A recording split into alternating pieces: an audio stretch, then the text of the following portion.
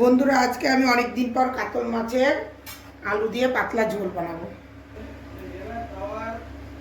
আগের থেকেই আমি কাতল মাছ আর আলু ভেজে নিয়েছি। তেলে সম্বাদ দিয়ে দিব গরম মশলা, গোটা গরম মশলা, জিরা, তেজপাতা।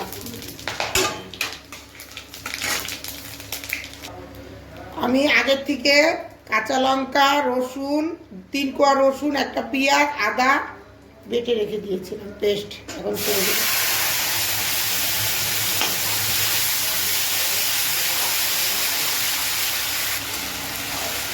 এখন এর মধ্যে এই মিক্সি দেওয়া জলটা দিয়ে দিলাম। জিরা পাউডার দিয়ে দিব, 2 চামচ জিরা পাউডার দিয়ে দিলাম। 1 চামচ ধনিয়া পাউডার দিয়ে দিলাম। 1 চামচ লঙ্কার গুঁড়া, 1 চামচ লঙ্কার গুঁড়া দিয়ে দিলাম।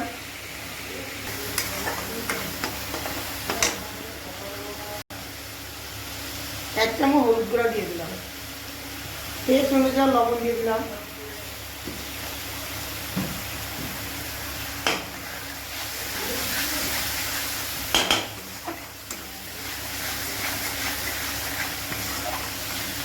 এখন আমি এই মশলাটার মধ্যে আলু ভাজাটা দিয়ে দিব। মশলা আমার কষানো হয়ে গেছে, কারণ দেখুন তেল উঠতেছে। শর্টকাট করে কাতল মাছের ঝোলটা বানাচ্ছি আলু দিয়ে।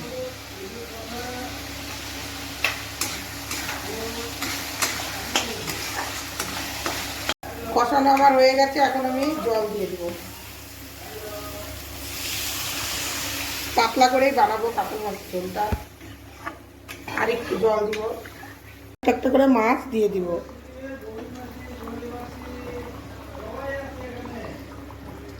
এখন আমি গরম মশলা দিয়ে দিব, সানরাইজ গরম মশলা। আমি এর মধ্যে ধনিয়া পাতা কিচ্ছু দিব না, একদম সিম্পল অল্প মশলা দিয়ে পাতলা ঝোল। আর একটু ফুটবে। হয়ে গেছে আমার কাতলা মাছের ঝোল পাতলা করে। দেখুন এভাবে আমি নামাই নেব। বন্ধুরা আমার ভিডিওটা আপনাদের পছন্দ হলে লাইক, শেয়ার, সাবস্ক্রাইব করবেন।